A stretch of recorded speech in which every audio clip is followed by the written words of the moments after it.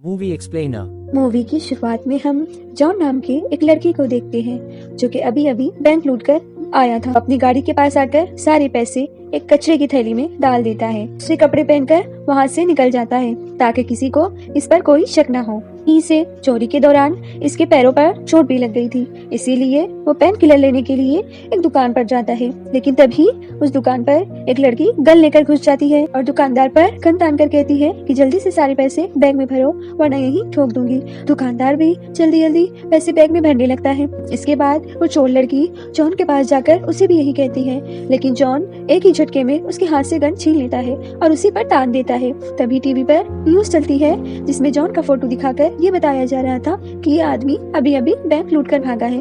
अगर किसी को ये दिखाई दे तो फौरन पुलिस को इत्तला करे।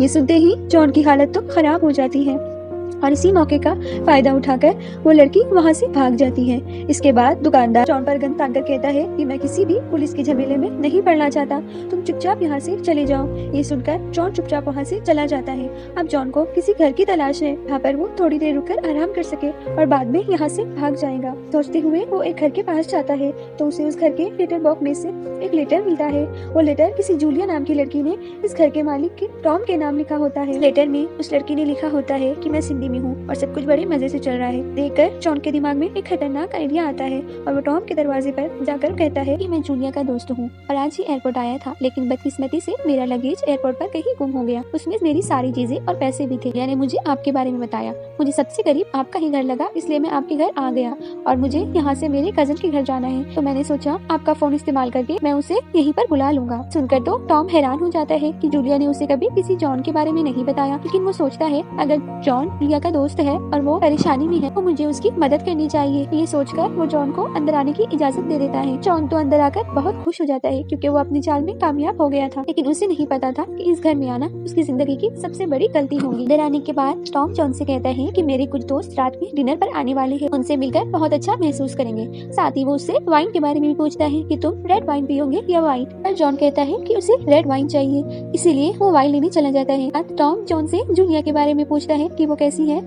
जिस पर जॉन को कुछ समझ में नहीं आता कि वो क्या बोले, इसीलिए वो ऐसे ही कह देता है कि सब कुछ बहुत बढ़िया चल रहा है। इसके बाद टॉम जॉन से कहता है कि वो एयरपोर्ट फोन लगाकर पता करेगा कि उसका लगेज आके गया कहाँ। टॉम की हालत तो खराब होने लगती है और वो बात को घुमाकर कहता है कि रहने दो यार, लगेज में कुछ खास चीजें नहीं थी। इस पर टॉम फोन काट देता है। अब जॉन की टेंशन को बढ़ाने के लिए टॉम कहता है कि मैं जूलिया को फोन लगाकर बताता हूँ कि जॉन यहाँ पर आया है, ये सुनकर बहुत खुश हो जाएंगे। ये सुनते ही जॉन की हालत और खराब होने लगती है कि शायद कहीं उसकी पोल ना खुल जाए, इसीलिए तलवारी की शेप वाली एक दीवार के पास जाके खड़ा हो जाता है ताकि जैसे ही उसकी पोल खिले तो वो टॉम पर अटैक कर सके। यहाँ पर भी जॉन की किस्मत उसका पूरी तरह से साथ दे दी है क्योंकि जूलिया फोन ही नहीं उठा रही थी। अगले सीन में जॉन टॉम से कहता है कि तुमने कहा तुम्हारे दोस्त आने वाले हैं, क्या तुम मुझे उनके बारे में बताओगे। इस पर टॉम कहता है हाँ क्यों नहीं, एक FBI ऑफिसर है, दूसरा एक डिटेक्टिव है और तीसरा एक आर्टिस्ट है।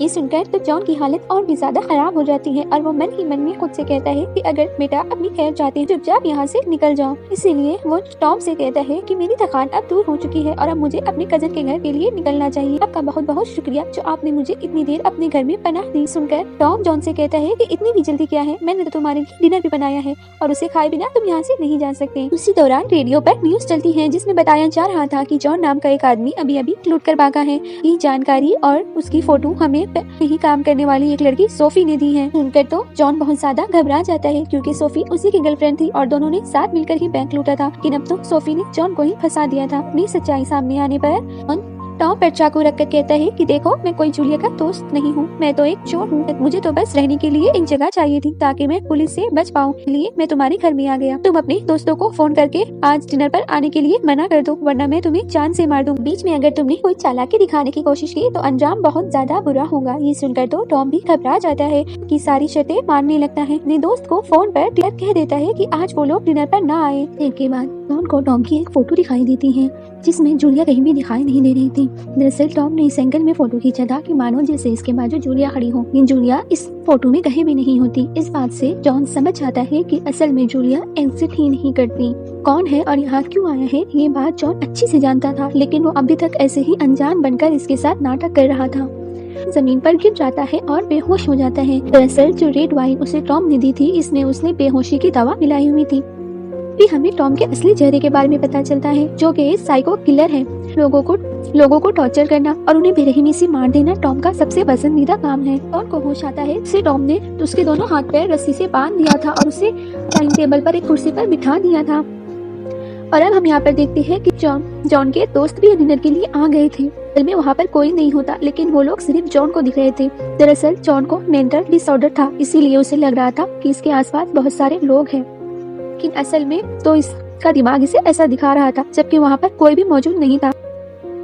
टॉम अपने इमेजिनरी दोस्तों के साथ डिनर कर रहा होता है, तो तभी जॉन को वहाँ पर एक प्लेट का टूटा हुआ टुकड़ा दिखाई देता है। उसका इस्तेमाल करके वो अपने हाथों में बंधी रस्सी को खोल देता है और रस्सी खोलने के बाद वो वहाँ से भागने की कोशिश भी करता है, लेकिन टॉम दोबारा से उसे मारकर बेहोश कर देता है। और कुछ वक्त के बाद जब जॉन की आँख खुलती है तो टॉम इसके सामने एक बुक लेकर बैठा होता है और वो इस बुक के अंदर जॉन को फोटोज दिखाकर कहता है कि ये सारे टॉम के विक्टिम्स के फोटो हैं, जिसे इसने बड़ी बेरहमी के साथ मार दिया था। और वो जॉन से ये भी कहता है कि मैं लोगों को ऐसे ही नहीं मारता, इन्हें मारने के लिए भी एक शेड्यूल बनाकर रखता हूँ और उसी शेड्यूल के मुताबिक मैं तुम्हें भी मारूंगा। रात के 12 बजे बाद मैं तुम्हें थोड़ा सा टॉर्चर करूंगा और फिर 3 बजे के बाद उससे भी ज्यादा टॉर्चर करूंगा और फिर सुबह 6 बजे तक तुम्हें जान से मार दूंगा और तुम्हारी भी फोटो इस बुक में लगा दूंगा। ये सुनते ही जॉन की हालत तो बहुत ज्यादा खराब हो जाती है और वो सोचने लगता है कि मेरे पास सिर्फ सुबह 6 बजे तक का टाइम है, उसके बीच मुझे जल्द ही यहाँ से भागना होगा, वरना ये तो मुझे जान से मार देगा। अब टॉम अपने इमेजिनरी दोस्तों के साथ पार्टी एंजॉय कर रहा होता है।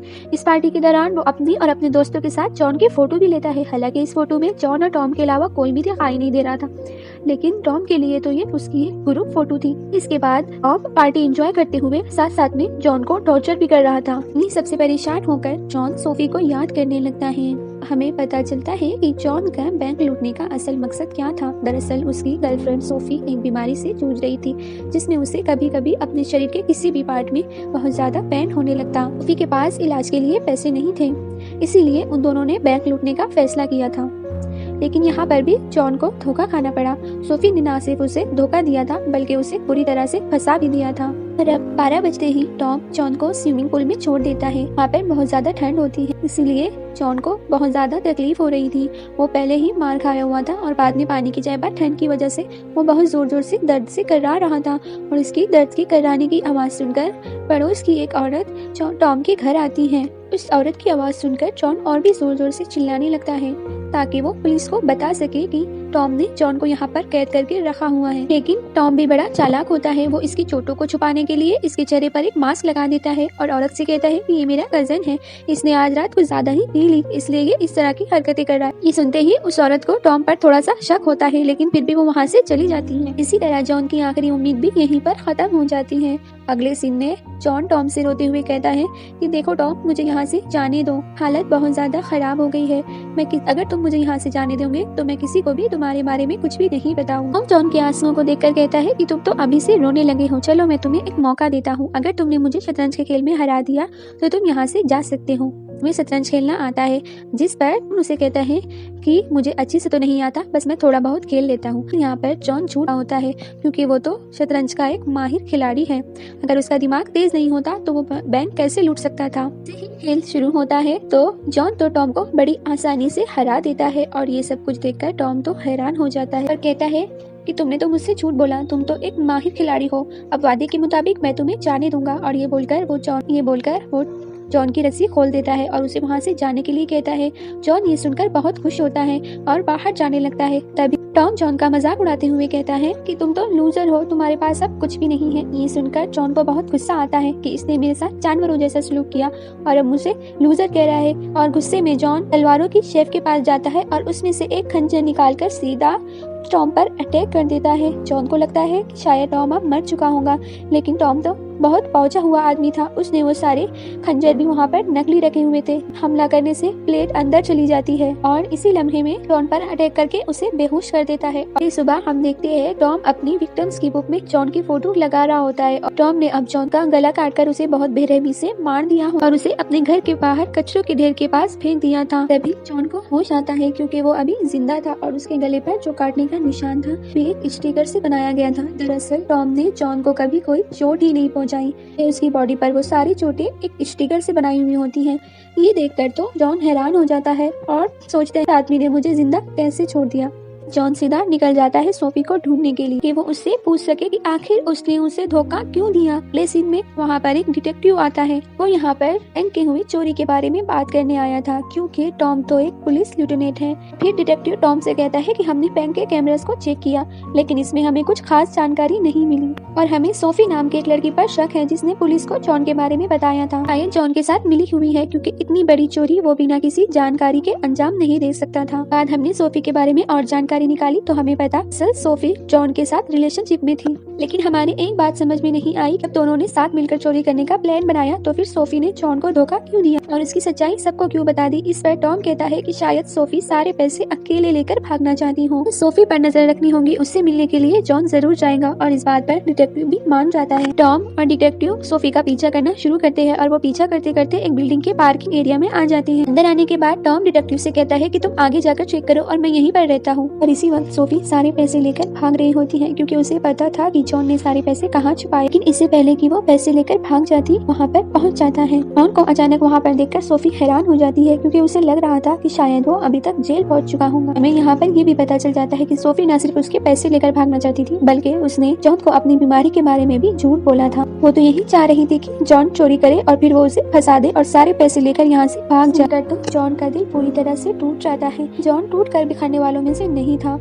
वो सोफी से गाड़ी की चाबी लेता है और पैसों के साथ गाड़ी लेकर वहाँ से निकल जाता है। उसके जाने के बाद वहाँ पर डिटेक्टिव आकर सोफी को पकड़ लेते हैं और जब जॉन जैसे ही पार्किंग एरिया के बाहर आ रहा होता है तभी वहाँ पर टॉम आ जाता है और उसे गन पॉइंट पर लेकर कहता है कि तुरंत पैसों से भरा बैग बाहर कर दो, मैं तुम्हें यहाँ से जाने दूंगा। जिस पर जॉन उसे कहता है कि क्या तुम्हें लगता है मैं इतनी आसानी से ये सारे पैसे तुम्हें दे दूंगा? मुझे जाने नहीं दिया तो मैं तुम्हारे सारे करतूत पुलिस वालों को बता दूंगा, फौरन तुम्हें पकड़ लेंगे। ये सुनकर टॉम जॉन से कहता है कि अच्छा क्या कहोगे तुम उनसे? वो लोग तुम्हारी बात मान लेंगे, वो तुम्हें देखते ही सीधा अंदर जेल में डाल देंगे। मैं चाहता तो मैं तुम्हें उसी समय मार सकता था लेकिन मैंने तुम्हें जिंदा छोड़ा ताकि ये लूटे पैसे लेने जाओ और मैं तुम्हें आकर पकड़कर ये सारे पैसे तुमसे ले लूं। जल्दी से पैसे का बैग बाहर करो और यहाँ से निकल लो वरना यहीं पर इनकाउंटर कर दूंगा और तुम्हें पता भी नहीं चलेगा। सुनकर जॉन घबरा जाता है और सारे लूटे पैसे टॉम को दे देता है। उसमें से कुछ पैसे जॉन को भी देता है ताकि उसे शहर से भागने में आसानी हो। इसके बाद टॉम बड़े आराम से लाखों रुपए लेकर अपने घर आ जाता है। को किसी अनजान की तरफ से एक लेटर मिलता है जिसमें टॉम और जॉन की वही पार्टी वाली फोटो होती है और ये देखकर तो समझ गए कि ये जरूर जॉन ने भेजा होगा।